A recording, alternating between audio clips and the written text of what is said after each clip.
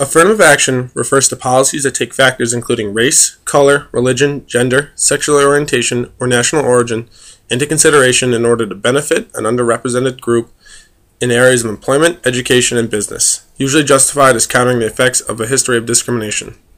I will be focusing in the areas of education. Affirmative action has always been a highly controversial subject. However, it started to be shed light on in one of the most important affirmative action cases, known as Regents of the University of California vs. Bake. Alan Bake was a NASA engineer who applied for application to University of California at Davis Medical School in the late 1970s. He was twice denied admission, even though his tests were higher than those of several minority applicants who were admitted. The school's admission procedures reserved 16 of the 100 spots in each entering class for disadvantaged applicants: blacks, Hispanics, American Indians, and Asian Americans. In response to Bake's challenges of the admission policy, the court ruled that the school must admit Bake, but it did not ban the use of quotas if they were aimed at readdressing current and past discrimination against minorities. However, public disfavor with the more aggressive brand of affirmative action in California grew to a point that in 1996, voters in that state passed a proposition banning the use of quotas in the university admissions in the University of California. Several legal challenges to the proposition have failed, and the policy has remained in place. Since that time, admission of minorities to some schools and programs in the state system of higher education have dropped significantly. Critics complain that minorities are now being unfairly denied educational opportunities. Supporters of Proposition 209 argue that the abandonment of racial quotas has focused attention on the real problems: inadequate inner-city schools.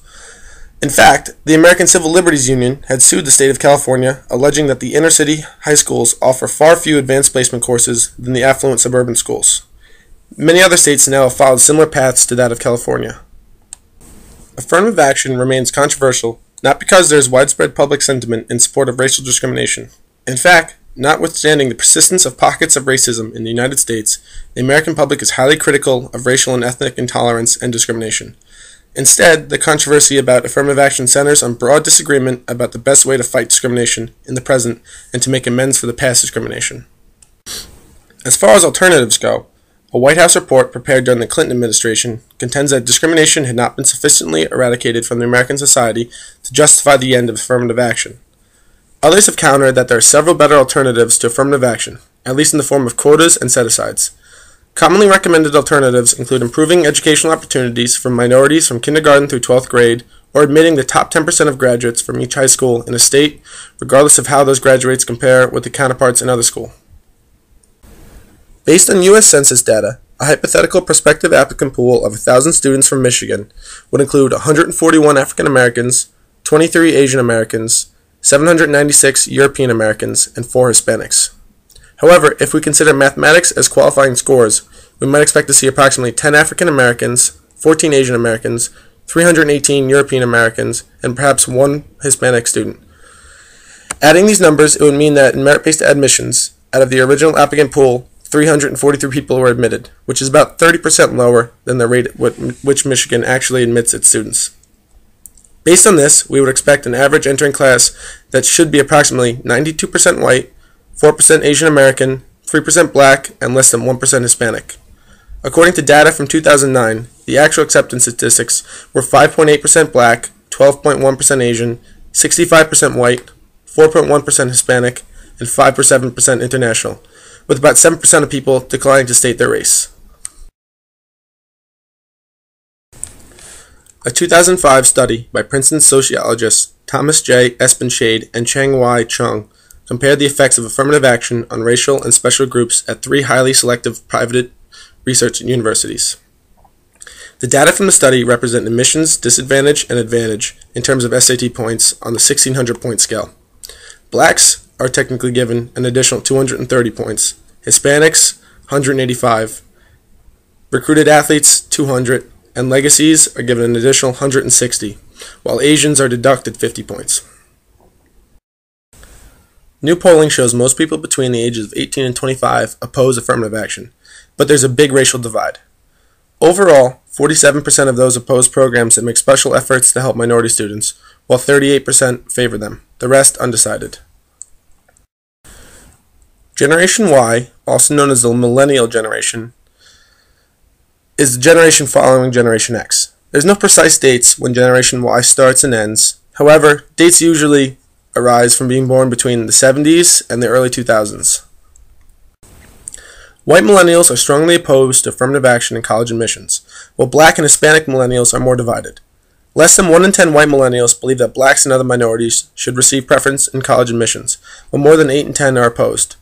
By contrast, more than 4 in 10 black millennials believe that blacks and other minorities should receive preference in college admissions to make up for past inequalities, with a similar percentage, 44%, think they should not. Nearly 4 in 10 Hispanic millennials think blacks and other minorities should receive preference in college admissions, while 47% are opposed. Previous to 2009, the Pew Research Center found from polling that most millennials were generally more supportive of affirmative action, but that support slipped to around 45% in 2009. Though there's a split on whether millennials support or oppose affirmative action, most of them do not believe that they've been affected by it. 15% said they were hurt by their race or gender, and 8% believe that they were helped. This held steady among both genders and most races. The only variation were black millennials, of which 33% thought that their race would hurt their future career prospects.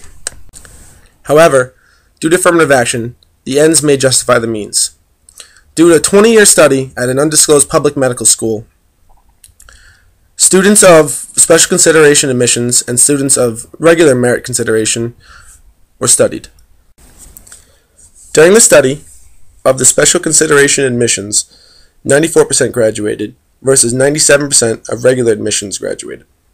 However, regular admission students were more likely to receive honors or an A grade. There was no difference in failure rates of these core courses. Regular admission students had higher scores on parts 1 and 2 of the National Board of Medical Examiners examination, and special consideration students were more likely to repeat the examination to receive a passing grade. However, following graduation, the experience of the special consideration admission students were very similar to that of regular admission students. There was no difference in completion of residency training or evaluation of performance by residency directors. Both populations selected primary care disciplines at the same rate. The practice characteristics of the two populations were remarkably similar. Does this all mean that affirmative action is actually fair? If students end up as relatively the same product, why should we deny those who worked hardest for their merits before college by giving it to those who earned their spot in college by their race? This will be a long struggle to find a fair system. However, I believe it needs to be changed.